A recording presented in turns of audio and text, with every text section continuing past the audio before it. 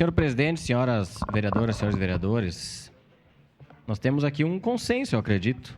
Ninguém defende o aumento de impostos, né? Embora todos nós já estivemos em governos que aumentaram impostos, né? Acho que todo mundo aprendeu ou tenta aprender essa situação, né? Não vi ninguém aqui se colocar a favor dos impostos, e normalmente onde mais se faz é sendo oposição, né?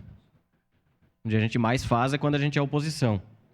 Então, acho que é um tema aqui que eu entendo tranquilo, né? Não tem necessidade de ficarmos nervosos, gritarmos, e concordo com a sua exposição, vereadora Tati, e acho que essa questão do aumento de impostos serve para a gente fazer uma análise, né? Que todo mundo deve dar o exemplo.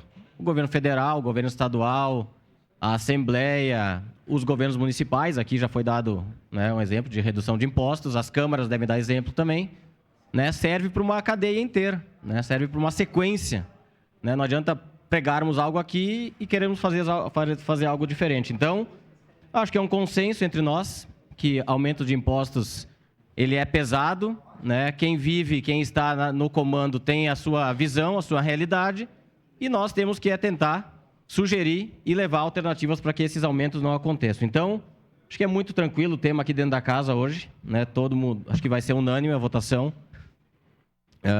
de apoio à moção. O que nós temos que fazer é tentar sempre buscar alternativas para que a gente possa gerar mais emprego, renda.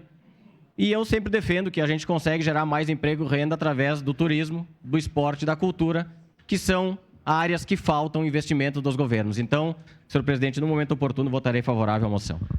Obrigado, Velocino. Para declarar voto.